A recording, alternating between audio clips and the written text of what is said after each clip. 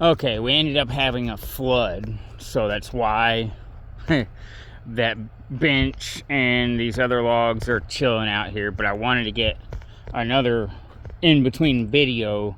Basically, these little dots here, or circles, these large circles, are where my tomato crop was. And so basically this is the same area. That's where all the squash were, all those circles. And that's where all the green beans were. And then this was the pepper row. Anyhow, so I've got it all cleaned up and looking better. So I'm going to transform. That's compost pile, filling in the last year's pumpkin patch, all that brown rectangle. But this year will be watermelon with drip irrigation system. And then I'm going to do a trap crop of pumpkins. My cornfield right there with the green strip in there of grass that has taken over. Anyhow, we are going to get this thing transformed. I'm taking part of that down, that big huge tree where the tornado threw another tree in it. That tree's got a big crack in the V there. And I'm worried that once I get all my above ground planters here, that thing would want to smash them at some point. So I'm just going to take the left side. All right, so I have turned the orientation of my garden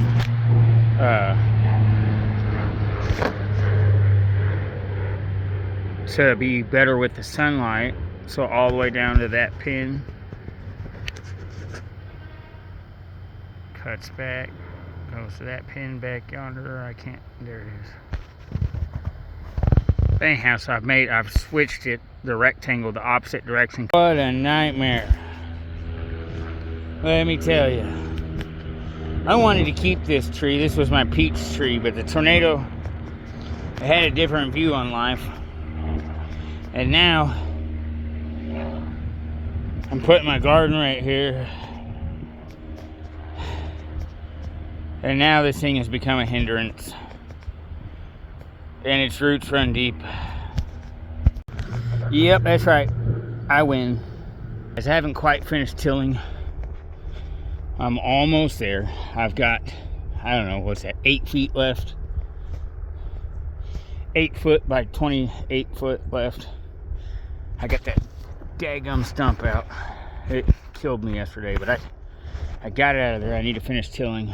But I have decided, because topsoil is so expensive and then you have to amend it anyways, I am stealing my own topsoil. I am gonna take all of this topsoil, I'm gonna pile it up and tarp it, and then I'm gonna go buy food scrap compost from the city, because I have a feeling that, you know, at best, even if there is some yard waste that went into that compost, chances are it's got significantly less traces of any type of herbicides in it, and it's just extremely expensive compared to other compost places. And then I'm going to buy a pallet of perlite off of Walmart, I guess, is the cheapest place that I have found to get a full pallet of it, and I think that'll be enough. And then I'll probably get some sand out of the river over there. I will probably make a screen to screen out coarse sand. And then I'm going to lay down my weed barrier fabric in here to where it will overlap. My above ground planters will overlap the weed barrier fabric. And then at a later point in time, I may gravel in between all my planters. But this is an extreme amount of work, but it's saving me thousands of dollars. It was going to cost nearly $5,000 to fill all of my planters with a good quality mix, a good above ground planter mix. But however, I think my above ground planter mix will be better than that of which they had. So I'll get better mix for only around $1,000 for all of them. This can be a heck of a garden. There's like 16 4x8 well, I think it's 12 4x8 by 2 foot tall above ground planters, and then 4 3x8 by 1 foot tall above ground planters. I did that for my tomatoes because if I already put them 2 foot tall, I'll be harvesting my tomatoes off ladders this year. They got about 7 foot tall last year before I couldn't support them anymore and they were breaking over. So I decided to go with shorter planters for my tomatoes. But all right, guys, I mean, this is kind of where we're at. I haven't done any flint knapping videos lately, but that's because we just recently had a house fire and we haven't been spending too much time in there, and there's been a lot of construction and it kind of stinks. So anyhow, we'll get back to life as normal here in about a month. So for now, I'm going to be working on this dude and trying to get it prepared for spring. I've got a couple months before,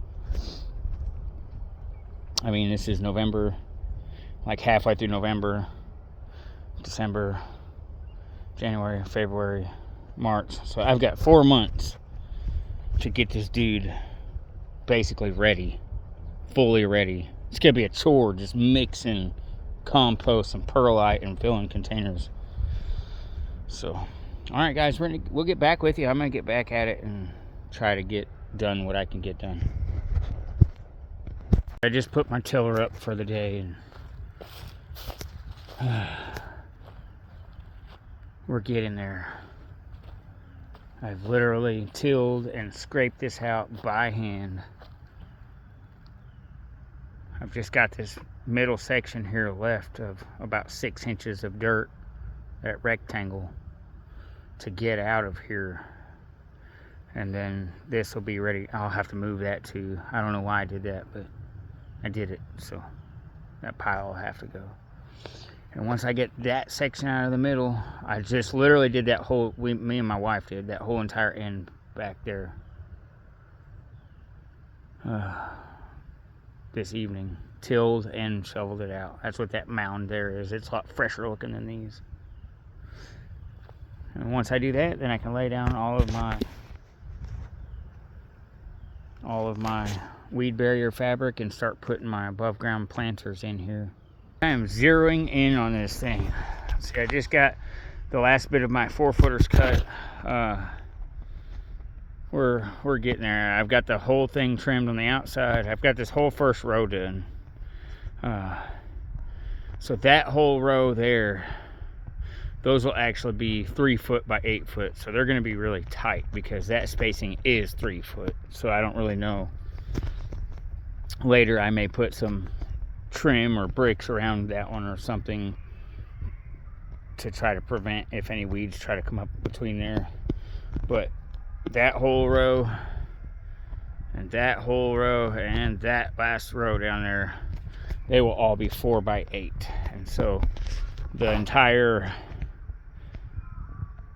way I space these, the entire above ground planter will actually overlap the entire thing by 6 inches. So I shouldn't have to worry about any extra plants coming up through the cracks or anything. So anyhow, this part is almost done, and then I'll start building the planters and setting them. So all right, there's the